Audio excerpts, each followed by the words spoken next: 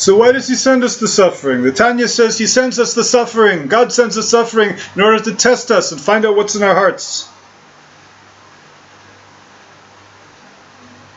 Are we going to turn our hearts after foreign gods, which are the desires of the body? Or today's, we don't have the idols of yesteryear. We don't have the idols of the ancient times like the Baal worshippers. What we have now are personal desires.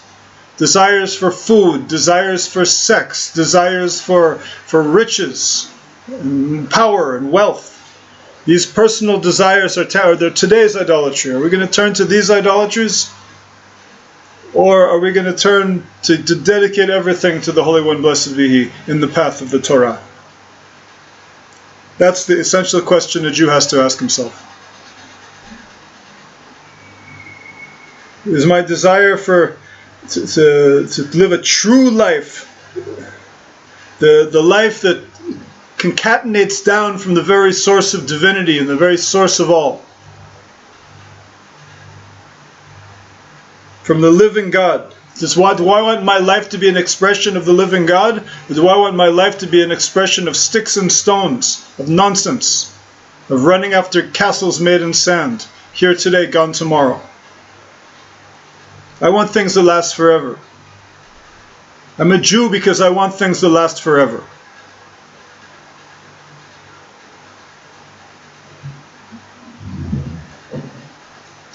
Or if his desire and his will is even he cannot live the true life. Still, let's say he's a human is a failing. Human beings have human failings. So even if I do have desires from this world, because I'm human, like most people, still we can strengthen ourselves in the belief that the true life is in the Torah, and our aspirations are to truly live by them, even if I'm not doing everything right. And then should I truly believe that everything comes from the truth, down to the last detail. It's that I'm not taking from the other side. I'm not taking from the side of evil. I'm just taking from the side of good, and doing the best I can to guide it in the path of the Torah.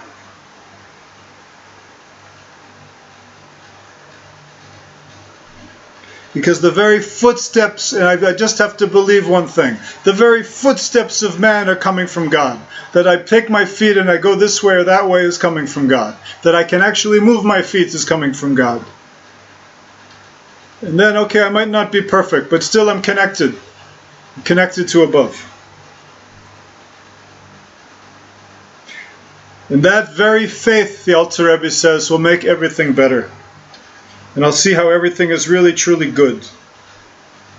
The revelation of this faith, that I'm believing that evil is only an illusion, that evil is only a state of mind, and we can change our minds, and we can look at things in a different way. We can do mind over matter. We can overcome the illusions of this world that lead us to believe that we're suffering and that things are evil.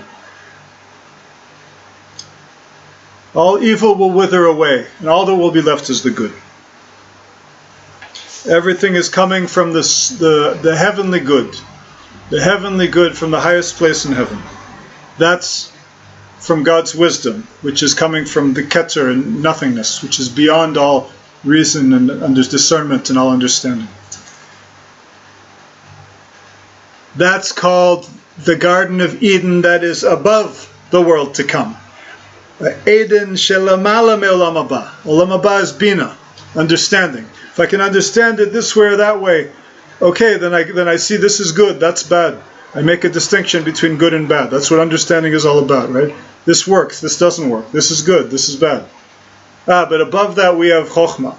So that's the Garden of Eden. Chochma, true wisdom, and the point of ayin in the Chochma if I may be so bold as to offer a commentary. That point of ayin, of nothingness in the Chochma.